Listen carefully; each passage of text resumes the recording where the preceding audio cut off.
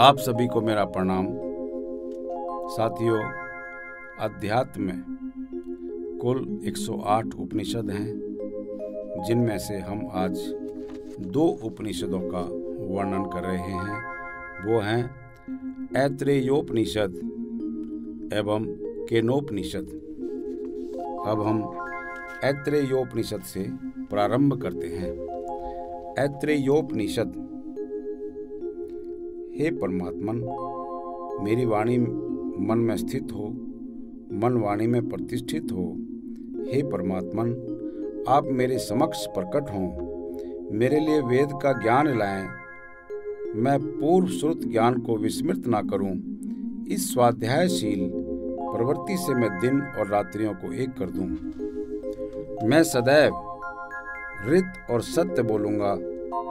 ब्रह्म मेरी रक्षा करे, वह ब्रह्म आचार्य की रक्षा करे, त्रिविध ताप शांत हो। प्रथम खंड। सृष्टि के आरंभ में एकमात्र आत्मा परमात्मा तत्व ही था। इसके अतिरिक्त और कुछ भी सचेष्ट नहीं था। तब उस परमात्मा ने विचार किया कि मैं लोकों का सृजन करूं। उस परमात्मा ने अम्ब, मरीचि, मर और आपह लोकों की रचना की। द्युलोक से परे और स्वर्ग की प्रतिष्ठा वाले लोकों को अम्ब, अंतरिक्ष अर्थात प्रकाश लोक को मरीचि, पृथ्वी लोक को मृत्युलोक और पृथ्वी के नीचे परे आपह लोक हैं। लोकों का निर्माण करने के बाद उसने विचार किया कि लोकों का निर्माण तो हो गया, अब मुझे लोकपालों की भी रचना करनी चाहिए। ऐसा चिंतन करके उसने आप है अर्थात तरल प्रवाह में से ही एक पुरुष को समुद्रित करके निकालकर उसे मूर्तिमान बनाया। उस विराट पुरुष को देखकर ईश्वर ने संकल्प पूर्वक तप किया। उस तप के प्रभाव से उस हिरण्य गर्भ स्वरूप पुरुष के शरीर से सर्वप्रथम अंडे की तरह एक मुख छिद्र प्रकट हुआ। मुख से वाक इंद्रियां और वाक से अग्नि प्रकट हुई। तदुपरांत नाक के छिद्र प्रकट हुए। नाक के छिद्रों से प्राण और प्राण से वायु उत्पन्न हुआ। फिर नेत्र उत्पन्न हुए। नेत्रों से चक्षु अर्थात देखने की शक्ति और चक्षु से आदित्य प्रकट हुआ। तत्पश्चात कान प्रकट हुए।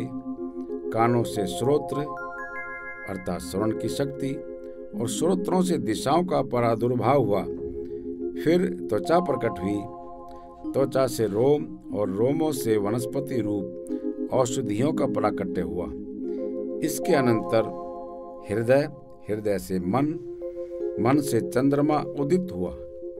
तदुपरांत नाभि, नाभि से अपान और अपान से मृत्यु प्रादुर्भूत हुई। फिर जननेन्द्रियां, जननेन्द्रियां से वीर्य और वीर्य से आपह जल या सृजनशीलता की उत्पत्ति हुई। द्वितीय खंड। परमेश्वर द्वारा रचे गए वे अग्नि आदि देवता इस पूर्व वर्णित विश्व विनायक नियामक महासमर में आ गिरे। उन्हें उन परमात्मा ने क्षुधा पिपासा से युक्त कर दिया। तब उन देवों ने परमेश्वर से याचना की कि हमारे लिए कोई आश्रय स्थल विनिर्मित कीजिए, शरीरों का निर्माण कीजिए, जिससे हम अपना अपना आहार ग्रहण कर सकें। देवताओं द्वारा ऐसा कहने पर ईश्वर ने उनके लिए गो शरीर का निर्माण किया। उन्होंने कहा, यह हमारे लिए पर्याप्त उपयुक्त नहीं है। तब ईश्वर ने अश्व शरीर बनाया। उसे देखकर वे बोले, यह भी हमारे लिए पर्याप्त नहीं है। तब परमेश्वर ने उनके लिए मनुष्य शरीर की रचना करके उन्हें यानी देवताओं को दिखाया। तब वे सभी देवगण बोले, बस यह बहुत सुंदर रचना है, सचमुच ही मनुष्य सर्वश्रेष्ठ है। परमेश्वर ने उन देवताओं से कहा, कि इस मानव शरीर में आप लोग अपने अपने आयतन अर्थात आश्रय स्थलों में प्रवेश करें। परमात्मा की आज्ञा पाकर अग्निदेव वाणी का रूप धारण कर मुख में प्रविष्ट हुए। वायुदेव प्राण बनकर नासिका के छिद्रों में प्रविष्ट हुए। सूर्यदेव चक्षु बनकर नेत्रों के गोलकों में प्रविष्ट हुए। दिशाएं श्रोतेंद्रिय बनकर कर्ण छिद्रों में प्रविष्ट हुई। वनस्पतियां रोम बनकर त्वचा में प्रविष्ट हुई। चंद्रदेव मन बनकर हृदय क्षेत्र में प्रविष्ट हुए। मृत्युदेव अपान बनकर नाभि प्रदेश में प्रविष्ट हुए और अपह देवता वीर्य बनकर उपस्थ क्षेत्र में प्रविष्ट हुए। तब क्षुधा और पिपासा ने परमेश्वर से कहा, आपने सब देवताओं को तो स्थान दे दिया, हमारे लिए भी आश्रय स्थल की व्यवस्था करें। परमेश्वर ने कहा, मैं तुम दोनों को इन देवताओं में ही भाग प्रदान करता हूँ। जिस किसी देवता को कोई आहार हवि प्रदान किया जाएगा उसमें तुम दोनों का भी हिस्सा होगा। तभी से इंद्रियों द्वारा आहार ग्रहण करने पर भूख और प्यास को भी परितृप्ति मिलती है। तृतीय खंड। इसके अनंतर परमात्मा ने विचार किया कि समस्त लोकों और लोकपालों की सृष्टि तो संपन्न हो चुकी, अब इनके लिए अन्न की भी रचना करनी चाहिए। फिर परमेश्वर ने अपह परवा को अभितप्त किया। उस तपाए हुए अमूर्त अपने जो मूर्त स्वरूप बना वह मूर्त रूप ही वस्तुतः अन्न है। उस श्रेष्ठ रचे हुए अन्न ने उन लोकपालों की ओर से परे परांगमुख होकर भागने की चेष्टा की। तब उस पुरुष ने उसे अन्न को वाणी के द्वारा ग्रहण करना चाहा, किंतु वह उसे वाणी द्वारा ग्रहण करने में असमर्थ रहा। यदि वह पूर्ण पुरुष अन्न को वाणी से ग्रहण कर लेता तो अब इस समय या इस युग में भी मनुष्य वाणी से अन्न को बोलकर ही तृप्ति प्राप्त कर लिया करते। इसके पश्चात उसने अन्न को प्राण द्वारा पकड़ने की चेष्टा की, पर वह इससे भी सफल ना हो सका। यदि वह इसे प्राण से ग्रहण कर लेता तो इस युग में भी पुरुष प्राण प्रक्रिया से ही सूंघ कर अन्न ग्रहण करके परितृप्त हो जाया करते।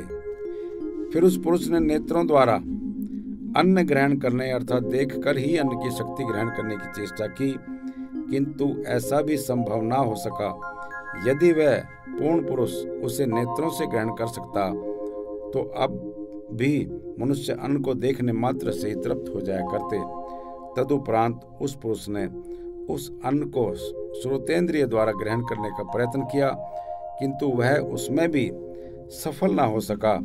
यदि वह पूर्ण पुरुष उसे कानों द्वारा ग्रहण कर सकता होता तो अब भी लोग इसे कानों द्वारा ग्रहण कर सकते, अर्थात अन्न के विषय में सुनकर ही तृप्त हो जाते। तब उस पुरुष ने इस अन्न को त्वचा द्वारा ग्रहण करने की चेष्टा की, किंतु उसे इसमें भी सफलता नहीं मिली। यदि वह उस समय त्वचा द्वारा अन्न को पकड़ने अर्थात ग्रहण करने में सफल हो गया होता तो अब भी लोग इसे छू लेने मात्र से ही परितृप्त हो जाते। तदनंतर उस पुरुष ने इसको मन द्वारा प्राप्त करने की चेष्टा की, लेकिन उसे इसमें भी सफलता नहीं मिली। यदि वह इसको मन द्वारा ग्रहण कर पाता तो अब भी मनुष्य अन्न के चिंतन मात्र से तृप्ति अनुभव करते। इसके बाद उस पुरुष ने अन्न को शिशन द्वारा ग्रहण करने का प्रयत्न किया, किंतु इसके द्वारा भी वह उसे ग्रहण करने में समर्थ ना हो सका। यदि वह उस समय उसे शिशन द्वारा ग्रहण कर पाया होता तो आज भी मनुष्य का अन्न का विसर्जन करके ही तृप्त हो जाया करते। उसके बाद उस पुरुष ने अपान वायु के द्वारा मुंह से होकर इसे अन्न को ग्रहण करने की चेष्टा की। अपान वायु के द्वारा उसे अन्न को ग्रहण कर लिया। अपान वायु ही अन्न को ग्रहण करने में समर्थ है। जो अन्न के द्वारा जीवन की रक्षा करने में समर्थ है वह यही वायु है। उस परमात्मा ने विचार किया कि यदि इस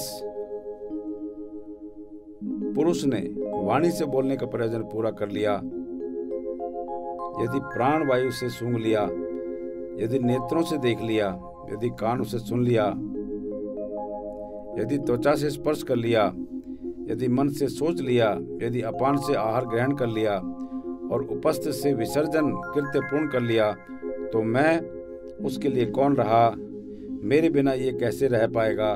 मैं किधर से प्रविष्ट हूँ? वह परमात्मा मानव शरीर की सीमा मूर्धा ब्रह्मांड को विदीर्ण करके चीर कर उसमें प्रविष्ट होगा। विदीर्ण करके जाने के कारण इस द्वार को विदूती नाम से जाना जाता है। इस विदूती नामक द्वार आनंद प्रद अर्थात आनंद स्वरूप परमात्मा की प्राप्ति कराने वाला है। उस परमेश्वर के 3 आश्रय स्थल और 3 स्वपन हैं।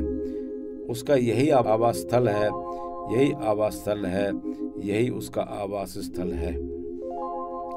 मानव शरीर में प्रकट उस पुरुष ने भूतों सृष्टि को चारों ओर से देखा और यह कहा कि मेरे अतिरिक्त यहाँ दूसरा कौन है?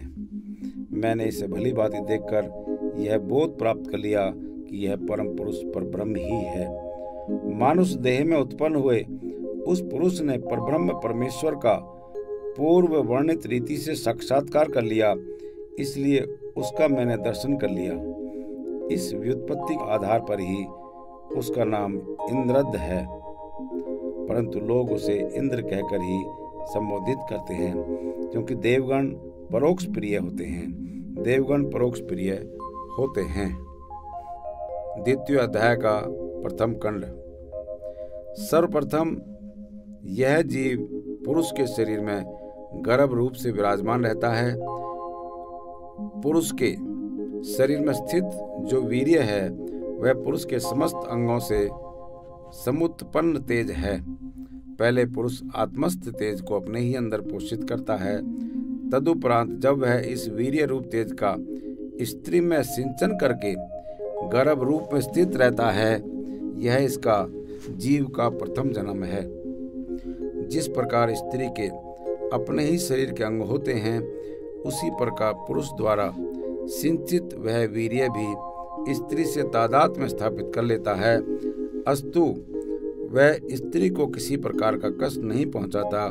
वह स्त्री अपने उदर में स्थापित पति के वीर्य रूप आत्मा का पोषण करती है। वह पालन करती स्त्री पालनीया अर्थात अपने पति द्वारा पालन करने योग्य होती है। गर्भवती स्त्री प्रसव से पूर्व गर्भस्थ जीव का पालन करती है और वह पुरुष पिता प्रसवोपरांत सर्वप्रथम जात कर्म आदि संस्कार से उस शिशु को सुसंस्कृत करता है। वह जन्मोपरांत शिशु को इस प्रकार संस्कारित करके उसकी उन्नति करके वास्तव में अपनी ही उन्नति करता है, क्योंकि इसी प्रकार लोक 14 भुवन प्रवृत्त होते हैं और यही इस जीव का द्वितीय जन्म है। इस आत्मा अर्थात पिता का यह पुत्र स्वरूप आत्मा पुण्यों के लिए पिता के प्रतिनिधि रूप में प्रतिष्ठित किया जाता है। तदुपरांत यह जीव पिता रूप वयोवृत्त होकर अपने लौकिक कर्तव्यों को पूरा करके इस लोक से प्रस्थान कर जाता है। इसके पश्चात उसका पुनर्जन्म होता है। यह इस जीव का तृतीय जन्म है। यही बात ऋषि वामदेव ने इन शब्दों में कही है। मैंने गर्भ की स्थिति में ही अंतःकरण इंद्रिय आदि देवताओं के जन्म का रहस्य भली भांति जान लिया। मैं सैकड़ों लोहोयुक्त लोहे की तरह कठोर पिंजरों में आबद्ध था। अब मुझे तत्वज्ञान प्राप्त हो गया है। अतः मैं बाज पक्षी के समान उन पिंजरों को भेद कर बाहर आया हूँ। इस प्रकार गर्भ में शयन करते हुए ऋषि वामदेव ने यह तथ्य प्रकट किया था। वे ऋषि वामदेव यह ज्ञान तत्व ज्ञान प्राप्त करके इस शरीर के विनष्ट होने के पश्चात इस लोक से उत्क्रमण कर ऊर्ध्व गमन कर स्वर्ग में समस्त सुखों का उपभोग करते हुए अमृत तत्व को प्राप्त हो गए अर्थात अमर हो गए। तृतीय अध्याय प्रथम खंड। जिस आत्मा की हम उपासना अर्चना करते हैं वह कौन है? जिसके द्वारा प्राणी देखता है, जिसके द्वारा श्रवण करता है, जिसके द्वारा गंधों को सूंघता है, जिसके माध्यम से वाक शक्ति का विश्लेषण करता है और जिसके द्वारा स्वादु अस्वादु का ज्ञान प्राप्त करता है, वह आत्मा कौन सा है? जो यह हृदय है वही मन भी है। संज्ञान अर्थात सम्यक ज्ञान, आज्ञान अर्थात आदेश देने की शक्ति, विज्ञान अर्थात विविध रूपों से जानने की शक्ति, प्रज्ञान अर्थात तुरंत जान लेने की शक्ति, मेधा अर्थात धारणा शक्ति, दृष्टि धृति, बुद्धि मनीषा मनन करने की शक्ति, ज्योति वेग स्मृति, संकल्प शक्ति, मनोरथ शक्ति, भोग शक्ति, प्राण शक्ति, ये सभी शक्तियां परमात्मा सत्ता की ही बोधक है। यह प्रज्ञान स्वरूप आत्मा ही ब्रह्म इंद्र और प्रजा का अधिपति है। यही समस्त देवगण तथा पृथ्वी वायु अग्नि आकाश और जल पंच महाभूत है। यही इतर प्राणी तथा उनके कारण स्वरूप बीज और अंडज स्वेदज उद्भिज जरायुज प्राणी तथा गौ अश्व मनुष्य पक्षी और हाथी सहित यह समस्त जड़ जंगम जगत प्रज्ञा नेत्र और प्रज्ञान में ही समाहित है। उस प्रज्ञान में ही समस्त लोक आश्रित है। प्रज्ञा ही उनका विलय स्थल है। अस्तु प्रज्ञान को ही ब्रह्म कहा गया है। जो परमेश्वर को इस प्रकार जान लेता है वह इलोक से ऊर्ध्व गमन कर स्वर्ग में जाकर समस्त दिव्य भोगों को प्राप्त करता है और अंततः वह ज्ञानी अमर पद को प्राप्त करता है। साथियों, यहीं पर आज ऐत्रेयोपनिषद की समाप्ति होती है। अब हम अगला उपनिषद केनोपनिषद का वर्णन करते हैं। केनोपनिषद शांति पाठ। हे परमात्मन, हमारे सभी अंग पुष्ट हों, हमारी वाणी प्राण नेत्र श्रोत्र बल और संपूर्ण इंद्रियां पुष्ट हों। यह उपनिषद प्रतिपादित ज्ञान ब्रह्म है। हम इसे अस्वीकार न करें, यह हमारा परित्याग न करें। हमारा इसके साथ अथवा इसका हमारे साथ अविच्छिन्न संबंध हो। उपनिषदों में जो धर्म ज्ञान आदि वर्णित है वे हम में प्रविष्ट हों, हम में समाविष्ट हों। त्रिविध तापों की शांति हो। प्रथम खंड। किसके द्वारा प्रेरित किया हुआ यह मन अपने विषयों तक पहुंचता है? किसके द्वारा नियोजित किया हुआ यह श्रेष्ठ प्राण चलता है? किसके द्वारा प्रेरित की हुई वाणी को मनुष्य बोलते हैं? कौन सा अव्यक्त देव हमारे नेत्र और कानों को कार्य में नियुक्त करता है? जो परमात्म तत्व कर्णेंद्रियों का श्रोत्र श्रवण शक्ति है, मन का मन मनन क्षमता है, वागिंद्रिय की वाणी वाक शक्ति, प्राण का प्राण संचालक है, चक्षु का चक्षु दर्शन क्षमता है, अर्थात जो इन सब का कारणभूत तत्व है, उसे जानने वाले धीर पुरुष जो चक्षु श्रोत्र मन आदि के आवेगों से उद्वेलित नहीं होते, इस लोक से जाते हुए अथवा जीवन मुक्त होकर अमर हो जाते हैं। वहाँ परब्रह्म परमात्मा तक चक्षु आदि ज्ञानेंद्रियों, वाक आदि कर्मेंद्रियों तथा मन की भी पहुँच नहीं है। उसे जानने की बुद्धि हम में नहीं है। न ही किसी अन्य की व्याख्या से यह संभव हो सकता है, क्योंकि वह ज्ञात और अज्ञात सभी तत्वों से सर्वथा परे है। ऐसा हमने अपने पूर्व आचार्यों के मुख से सुना है, जिन्होंने हमें उस ब्रह्म के विषय में भली भांति व्याख्या करके समझाया है, जो वाणी के द्वारा वर्णित नहीं किया जा सकता। अपितु वाणी ही जिसकी महिमा से प्रकट होती है, उसे ही तुम ब्रह्म समझो। वाणी द्वारा निरूपित जिस तत्व की लोग उपासना करते हैं वह ब्रह्म नहीं है। मन से जिसका मनन नहीं किया जा सकता, अपितु मन जिसकी महत्ता से मनन करता है उसी को ब्रह्म समझो। मन द्वारा मनन किए हुए जिसकी लोग उपासना करते हैं वह ब्रह्म नहीं है। जिसे चक्षु के द्वारा नहीं देखा जा सकता, अपितु चक्षु जिसकी महिमा से देखने में सक्षम होता है, उसे ही तुम ब्रह्म जानो। चक्षु के द्वारा द्रष्टव्य जिस तत्व की लोग उपासना करते हैं वह ब्रह्म नहीं है। श्रोत्र से जिसे नहीं सुना जा सकता, अपितु श्रोत्र जिसकी महत्ता से सुनने में सक्षम होता है, उसे ही तुम ब्रह्म जानो। श्रोत्रेंद्रिय गम्य जिस तत्व की लोग उपासना करते हैं वह ब्रह्म नहीं है। जो प्राण के द्वारा प्रेरित नहीं होता, किंतु प्राण जिससे प्रेरित होते हैं, उसे ही तुम ब्रह्म जानो। प्राण शक्ति से क्रियाशील जिस तत्व की लोग उपासना करते हैं वह ब्रह्म नहीं है। द्वितीय खंड।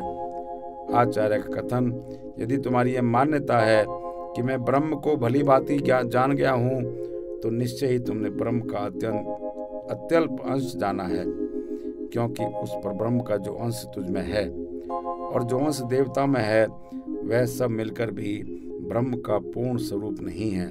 अतः तुम्हारा जाना हुआ निश्चय ही विचारणीय है।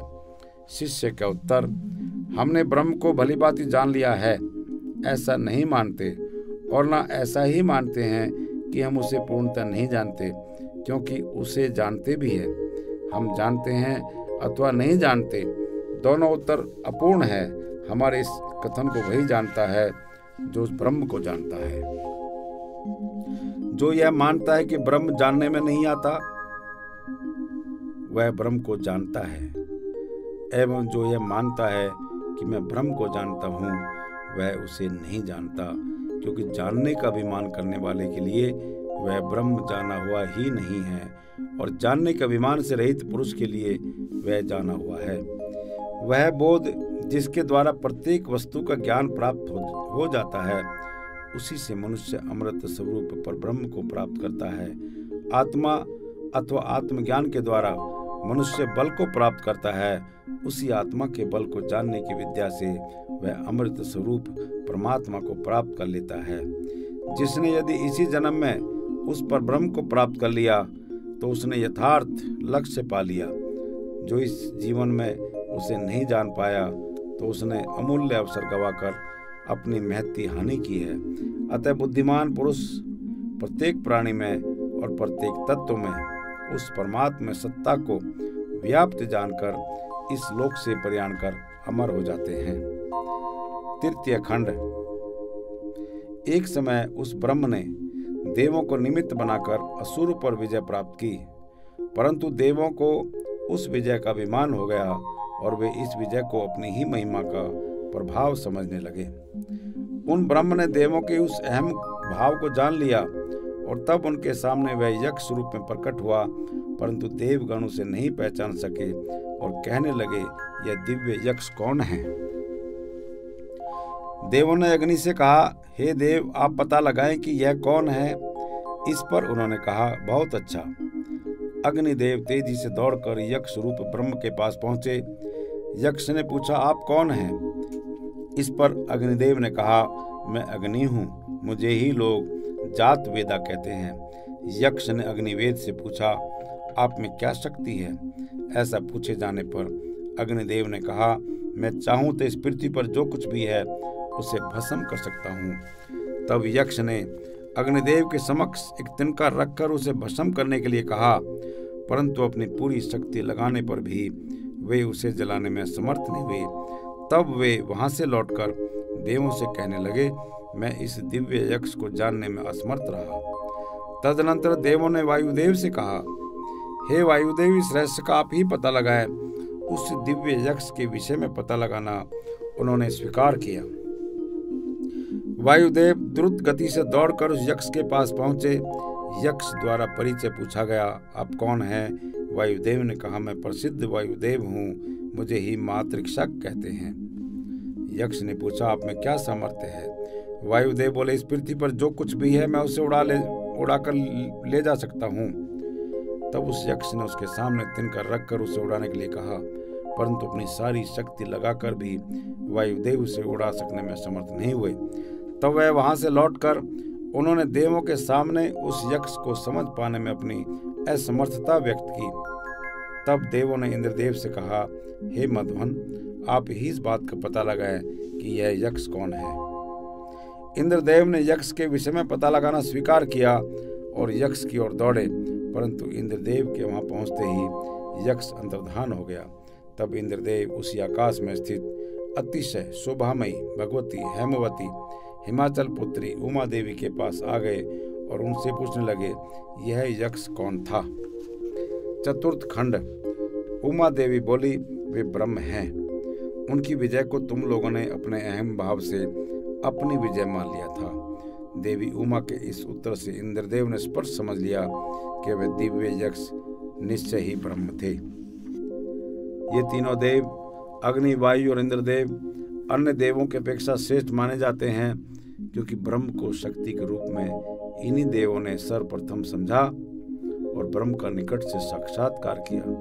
निकट से ब्रह्म का स्पर्श करने से, सबसे पहले जान लेने से इंद्र आदि देवगण अन्य देवों की अपेक्षा श्रेष्ठ है। इंद्रदेव के सम्मुख यक्ष का अंतर्धान हो जाना ब्रह्म की उपस्थिति का संकेत बिजली के चमकने और पलक के झपकने जैसा होता है। इसे उसका सूक्ष्म आदि दैविक संकेत समझना चाहिए। आध्यात्मिक दृष्टि से यह समझना चाहिए कि मन जो ब्रह्म के पास जाता हुआ सा प्रतीत होता है और ब्रह्म का स्मरण करता हुआ सा लगता है तथा ब्रह्म प्राप्ति का संकल्प करता हुआ सा भाषित होता है, यह भी ब्रह्म की उपस्थिति का सूक्ष्म संकेत है। समस्त प्राणी उस ब्रह्म से प्रेम करते हैं, उसे पाना चाहते हैं। वह तद्वन नाम से प्रसिद्ध है। ब्रह्म इसी तद्वन स्वरूप की सभी को उपासना करनी चाहिए। जो साधक ब्रह्म के इस स्वरूप को जान लेता है, उसे सब प्राणी अपना प्रिय मानने लगते हैं। ब्रह्म विद्या के इस सांकेतिक उपदेश को न समझ पाने के कारण पुनः शिष्य कहता है, हे गुरुदेव, हमें ब्रह्म विद्या स्वरूप उपनिषद का उपदेश दें। तब उन्होंने कहा, यह अभी तक जो कुछ भी कहा गया है वही ब्रह्म विद्या है, तुम्हें निश्चय ही मैंने ब्रह्म विद्या सिखा दी है। तपस्या, मन एवं इंद्रियों का नियंत्रण तथा आसक्ति रहित श्रेष्ठ कर्म, यही ब्रह्म विद्या प्राप्ति के आधार है। वेद में इस विद्या का सविस्तार वर्णन है। सत्य स्वरूप ब्रह्म ही इस विद्या का प्राप्य लक्ष्य है। इस ब्रह्म विद्या के रहस्य को भली भांति जानने वाला साधक अपने समस्त पाप समूह को विनष्ट कर अविनाशी असीम एवं सर्वश्रेष्ठ स्थिति में पहुंच जाता है, परम धाम को प्राप्त कर लेता है। साथियों, यहीं पर केनोपनिषद की समाप्ति होती है। आज हमने 2 उपनिषदों का वर्णन किया, ऐतरेयोपनिषद एवं केनोपनिषद। साथियों, आप इसको अवश्य ध्यान से सुनें, आपको शांति की प्राप्ति होगी। आपका बहुत बहुत धन्यवाद।